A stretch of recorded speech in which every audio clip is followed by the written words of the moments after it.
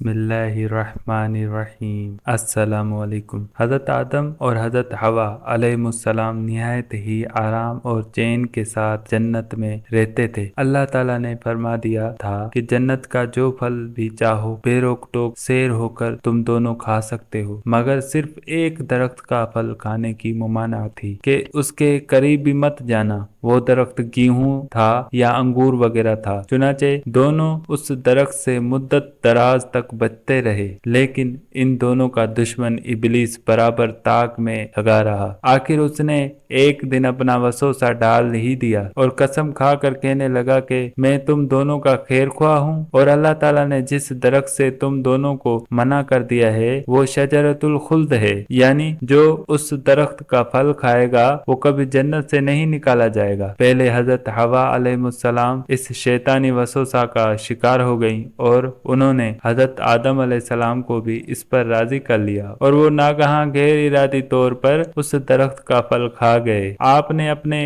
اجتہاد سے یہ سمجھ لیا کہ لا تقربا بہذہ شجرہ، پارہ نمبر 1 سورہ البقرہ آیت نمبر 35 کی نہیں طنز یہی ہے، اور واقعی ہرگز ہرگز نہیں تحریمی نہیں تھی، ورنہ حضرت آدم علیہ السلام نبی ہوتے ہوئے ہرگز ہرگز اس درخت کا پھل نہ کھاتے، کیونکہ نبی تو ہر گناہ سے معصوم ہوتا ہے۔ بہرحال حضرت آدم علیہ السلام سے اس سلسلے میں اجتہادی خطا سرزد ہو گئی، اور اجتہادی خطا معصیت نہیں ہوتی، لیکن حضرت آدم علیہ السلام چونکہ دربار الہی میں بہت مقرب اور بڑے بڑے درجات پر فائز تھے، اس لیے اس اجتہادی خطا پر بھی مورد عقاب ہو گئے۔ فوراً ہی بہشتی لباس دونوں کے بدن سے گر پڑے اور یہ دونوں جنت کے پتوں سے اپنا ستر چھپانے لگے، اور خداوند قدوس کا حکم ہو گیا کہ تم دونوں جنت سے زمین پر اتر پڑو۔ اس وقت اللہ تعالیٰ نے حضرت آدم علیہ السلام سے دو خاص باتیں ارشاد فرمائیں۔ ایک تو یہ کہ تمہاری اولاد میں بعض کا دشمن ہوگا، کہ ہمیشہ آپس میں انسانوں کی دشمنی چلتی رہے گی۔ دوسری یہ کہ عمر بھر تم دونوں کو زمین میں ٹھہرنا ہے، پھر اس کے بعد ہماری ہی طرف لوٹ کر آنا ہے۔ چنانچہ قرآن مجید میں اس واقعے کو بیان فرماتے ہوئے اللہ تعالیٰ نے ارشاد فرمایا، پارہ نمبر 1 سورہ البقرہ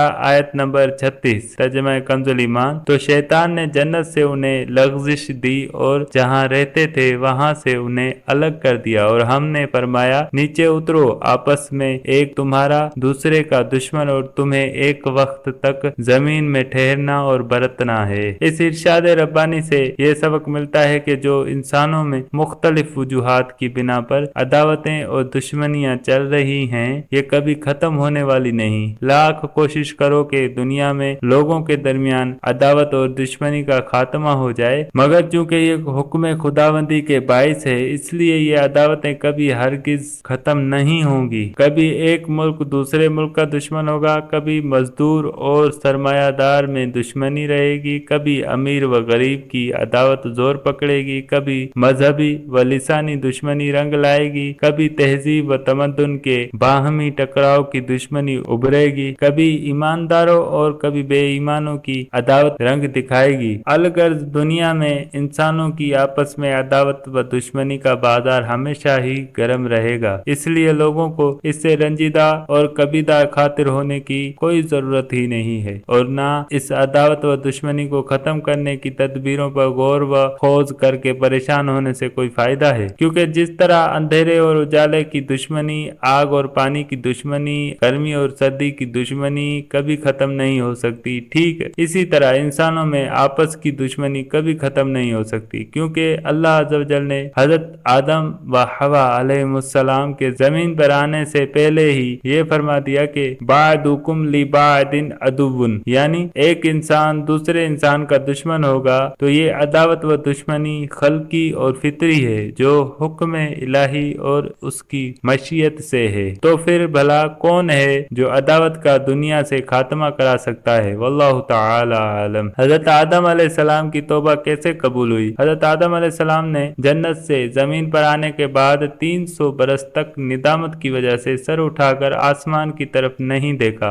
اور روتے ہی رہے۔ روایت ہے کہ اگر تمام انسانوں کے آنسو جمع کیے جائیں تو اتنے نہیں ہوں گے جتنے آنسو حضرت آدم علیہ السلام کے خوف الہی سے زمین پر گرے، اور اگر تمام انسان مسلمانوں اور حضرت آدم علیہ السلام کے آنسوؤں کو جمع کیا جائے تو حضرت آدم علیہ السلام کے آنسو ان سب لوگوں سے زیادہ ہوں گے۔ بعض روایات میں ہے کہ آپ نے یہ پڑھ کر دعا مانگی کہ سبحانک اللہم و بحمدک و تبارک اسمک و تعالی جدک ولا الہ الا انت ظلمت نفسی فاغفر لی انہ لا یغفر الذنوب الا انت، یعنی اے اللہ میں تیری حمد کے ساتھ تیری پاکی بیان کرتا ہوں، تیرا نام برکت والا ہے اور تیری بزرگی بہت ہی بلند مرتبہ ہے اور تیرے سوا کوئی معبود نہیں ہے، میں نے اپنی جان پر ظلم کیا ہے، تو مجھے بخش دے کیونکہ تیرے سوا کوئی نہیں جو گناہوں کو بخش دے۔ اور ایک روایت میں ہے کہ آپ نے ربنا ظلمنا انفسنا